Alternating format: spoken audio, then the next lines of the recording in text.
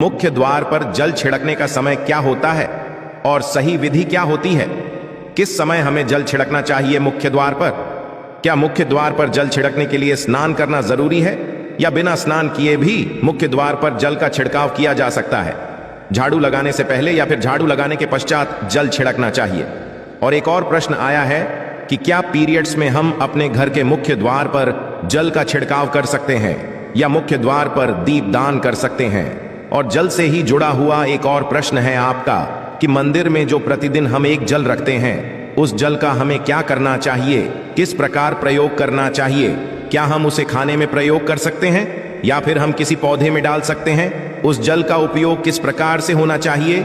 और मुख्य द्वार पर जल छिड़कने से संबंधित आपका अगला प्रश्न है कि कई ऐसे लोग हैं जो कि फ्लैट में रहते हैं, कुछ ऐसे लोग हैं जो कि किराए के मकान में रहते हैं, एक ही कमरे में रहते हैं, तो उन्हें अपने घर पर मुख्य द्वार पर दीपदान किस प्रकार से करना चाहिए, जल किस प्रकार छिड़कना चाहिए, मतलब वो किस जगह को मुख्य द्वार मानकर वहां पर मुख्य द्वार से जुड़े हुए उपाय करें। तो आज की वीडियो पूरी तरह से आपके प्रश्नों पर ही आधारित है, इसलिए बहुत महत्वपूर्ण है, पूरा जरूर देखिए।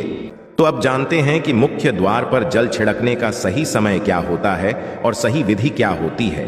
तो देखिए, यदि आप मुख्य द्वार पर जल छिड़कते हैं तो आपको ध्यान रखना है कि जल आप एक दिन पहले ही, मतलब रात को सोने से पहले, एक पात्र में कोई भी आप पात्र सकते हैं। जैसे कि आप एक तांबे का भी पात्र ले सकते हैं, तांबे का ना हो तो आप पीतल का ले सकते हैं, स्टील का ले सकते हैं, चांदी का ले सकते हैं। जो भी पात्र आपके पास उपलब्ध हो, एक लोटे में थोड़ा सा गंगा जल डाल दीजिए और उसके ऊपर शुद्ध जल भर दीजिए। और हाँ, गंगा जल ना हो तो भी परेशान होने की आवश्यकता नहीं है, सिर्फ शुद्ध जल से भी आप पत्र को भर सकते हैं। जल से भरे पात्र को अपने घर की रसोई में रख दीजिए। अब जैसे कि आप अगले दिन सुबह उठकर इस जल का छिड़काव अपने घर के मुख्य द्वार पर करेंगे। अब बहुत से भक्तों के प्रश्न आए हैं कि क्या हम स्नान से पहले ये जल छिड़क सकते हैं या फिर स्नान करना जरूरी है। देखिए, मुख्य द्वार पर जो सुबह सवेरे सबसे पहले जल छिड़का जाता है, जैसे कि जो रसोई में रखा हुआ जल होता है, ये एक तरीके से उपाय के तौर पर किया जाता है। घर में किसी भी प्रकार की परेशानी हो, किसी भी प्रकार के दुख दर्द रहता हो, गरीबी हो या फिर कलह क्लेश बहुत अधिक रहता है, मतलब किसी भी प्रकार की नेगेटिव ऊर्जा से आप परेशान हैं, बहुत समय से परेशानियों में ही घिरे हुए हैं, तो ऐसे में घर की रसोई में जल रखा जाता है और यही जल घर के मुख्य द्वार पर सुबह उठकर छिड़का जाता है। इस जल के छिड़काव से आपके घर की कोई भी परेशानी हो बहुत शीघ्र समाप्त हो जाती है। उपाय को करने से आपके घर में सुख समृद्धि भी आती है, कलह क्लेश से भी मुक्ति मिलती है, बीमारियों से भी मुक्ति मिलती है। मतलब देखिए, किसी भी प्रकार की मानसिक परेशानी हो, शारीरिक परेशानी हो, आर्थिक तंगी हो या आपके घर में कोई वास्तु दोष हो, किसी भी प्रकार का ग्रह दोष हो, जैसे कि कई बार ऐसा होता है कि कई लोगों के ऊपर कई प्रकार के बुरे ग्रह दोषों का प्रभाव होता है, जिसकी वजह से घर में परेशानियां सदैव बनी रहती है।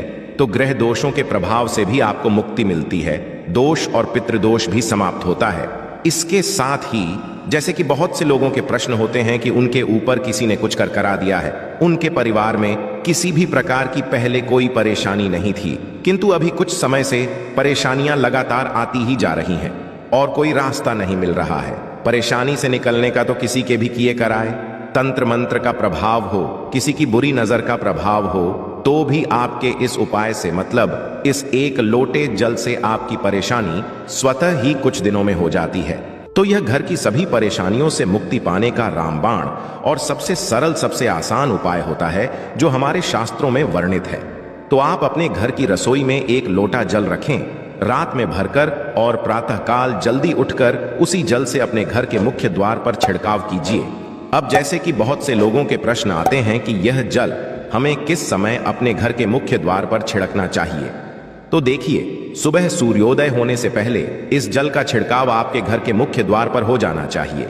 आप चाहे इसके पश्चात आप शुद्ध जल से, मतलब किसी भी दूसरे जल से अपने घर के मुख्य द्वार को धोते हैं तो पश्चात में भी धो सकते हैं, कोई समस्या नहीं है।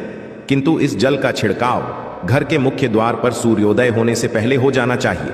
और अब जैसे आपका अगला प्रश्न है कि क्या हमें स्नान करके इस जल का छिड़काव अपने घर के मुख्य द्वार पर करना चाहिए या फिर बिना स्नान किए भी कर सकते हैं। ये जो हम जल छिड़कते हैं मतलब ये एक उपाय होता है, तो इसे हम स्नान करने के पश्चात नहीं करते हैं। सुबह जल्दी उठते हैं और उठकर सबसे पहले घर की रसोई में जाएंगे।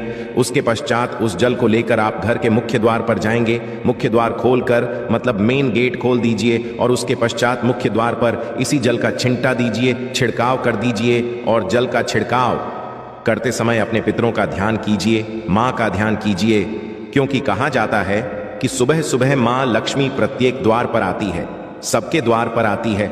जिनके भी द्वार खुले होते हैं, जिनके घर में जल का छिड़काव मुख्य द्वार पर हुआ रहता है, उसके घर में वह प्रवेश कर जाती है। तो माँ लक्ष्मी का अपने मन में ध्यान कीजिए और एक तरह से प्रार्थना कीजिए कि हे माँ लक्ष्मी, आप मेरे घर में प्रवेश करें, मैं आपका स्वागत करने के लिए तैयार हूं। और इसके पश्चात अपने पितरों का ध्यान कीजिए, क्योंकि हमारे घर की जो दहलीज होती है वहीं पर पितरों का वास माना जाता। तो जब आप दहलीज पर जल के छींटे देते हैं तो आपके पितृ बहुत हो जाते हैं, प्रसन्न हो जाते हैं और उनका आशीर्वाद भी आपको प्राप्त होता है। तो सुबह जो आप जल छिड़कें, इसके लिए स्नान करने की आवश्यकता नहीं है, बिना स्नान किए भी कर सकते हैं। और अब आपका अगला प्रश्न है कि क्या झाड़ू लगाने के पश्चात हमें जल का छिड़काव करना चाहिए या फिर झाड़ू लगाने से पहले भी जल का छिड़काव कर सकते हैं। देखिए, जैसे मैंने आपको पहले ही बताया, सोकर उठने के पश्चात सबसे पहला कार्य जो आपको करना है वो जल का छिड़काव ही करना है। उसके पश्चात आप झाड़ू लगा सकते हैं, किंतु एक चीज का ध्यान रखिए, जब हम सोकर उठते हैं तो सबसे पहले बिस्तर पर बैठे हुए ही अपने दोनों हथेलियों को जोड़कर और दोनों हथेलियों को सामने से जोड़कर पूरी हथेली को देखा जाता है। उसमें माँ लक्ष्मी का ध्यान किया जाता है। उसके साथ ही पंच देवताओं का ध्यान किया जाता है। देवता कौन कौन से होते हैं? माँ दुर्गा, भगवान शिव, भगवान श्री हरि विष्णु, गणपति गजानन और भगवान सूर्य देवता। पंच देवताओं का ध्यान हम अपने हाथों में ही करते हैं, हथेलियों में ही करते हैं।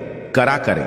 वास्ते लक्ष्मी कर्मदेह, सरस्वती करमूले, तू गोविंदा प्रभाते प्रदर्शन। हम इस मंत्र का उच्चारण आप चाहें तो कर सकते हैं, नहीं करते हैं तो भी कोई बात नहीं। अपने इष्ट देवता का और पंच देवताओं का ध्यान अपनी हथेलियों में कर लीजिए। उसके पश्चात दोनों हाथ जोड़कर सभी देवी देवताओं को प्रणाम किया जाता है और उसके पश्चात अपने हाथ से पृथ्वी का स्पर्श करते हैं। धरती को छूकर प्रणाम करते हैं 2 बार या 3 बार और उसके पश्चात अपना दाहिना पांव पृथ्वी पर रखते हैं, धरती पर रखते हैं। उसके पश्चात ही बाकी के जो सभी कार्य होंगे वो उसके पश्चात ही किए जाएंगे। जल का छिड़काव आप उसके पश्चात ही करेंगे। सुबह उठने के पश्चात सबसे पहले हथेलियों के दर्शन, फिर धरती को प्रणाम कीजिए, फिर धरती पर पैर रखिए और उसके पश्चात रसोई में जाकर आपको जल लेना है और घर का मुख्य द्वार खोलकर मुख्य द्वार पर जल का छिड़काव करना है, माँ लक्ष्मी का और अपने पितरों का ध्यान करना है। उसके पश्चात आप अपने घर में आ जाएंगे और उसके पश्चात जो भी आपके रूटीन वर्क होते हैं, मतलब झाड़ू लगाएंगे या फिर आप स्नान करेंगे, ये सभी उसके पश्चात किए जाएंगे। और अब जैसे कि कई लोगों के प्रश्न आते हैं कि जब हम जल का छिड़काव करते हैं, क्या उसी समय हम घर के मुख्य द्वार पर झाड़ू लगाकर और पानी डालकर क्या हम मुख्य द्वार की अच्छे से सफाई कर सकते हैं? जी हाँ, बिल्कुल कर सकते हैं। पहले आप जो रसोई में रखा हुआ जल है उस जल का छिड़काव कर दीजिए। उसके पश्चात और भी पानी डालकर, मतलब यदि आपके पास जल और उपलब्ध है तो और जल, और घर के मुख्य द्वार की अच्छी तरह से झाड़ू से या कैसे भी सफाई कर सकते हैं। और कई लोगों के प्रश्न आए हैं कि हम किसी फ्लैट में रहते हैं या फिर किसी ऐसे कमरे में रहते हैं, किराए के कमरे में, कि हमारे पास एक ही कमरा है, तो हम जल का छिड़काव या फिर दीपदान कहाँ पर करें? किसी हम अपना मुख्य द्वार माने। देखिए, जो आपका अपना कमरा है या फिर जो फ्लैट है आपका, जहां पर आपका नेलेट लगा हुआ है, आप उसी स्थान पर दीप दान करेंगे और उसी स्थान पर आपको जल का छिड़काव करना है। मतलब जहां पर आपका यदि एक ही कमरे का मकान है तो आपके कमरे का जो दरवाजा है वहीं पर आपको थोड़ा सा जल छिड़कना है और वहीं पर आप दीप दान भी करेंगे। जो कि मुख्य द्वार से जुड़े हुए उपाय होते हैं वो आप अपने घर के, मतलब जो अपना कमरा है उसके बिल्कुल दरवाजे के पास ही करेंगे। और आपका अगला प्रश्न है कि क्या पीरियड्स में हम अपने घर के मुख्य द्वार पर जल का छिड़काव कर सकते हैं, दीप दान कर सकते हैं? देखिए, जल का छिड़काव करने के लिए पीरियड्स हो या ना हो उसे कोई फर्क नहीं पड़ता, आप जल का छिड़काव कर सकते हैं। रही बात दीपदान की, तो दीपदान देखिए, कार्मिक पूजा में आ जाता है और कार्मिक पूजा हम बिना शुद्ध हुए नहीं कर सकते हैं। मतलब पीरियड समाप्त होने के पश्चात ही आप कर सकते हैं। बाकी जल का छिड़काव आप कभी भी कर सकते हैं, मैं भी कर सकते हैं, कोई समस्या नहीं है।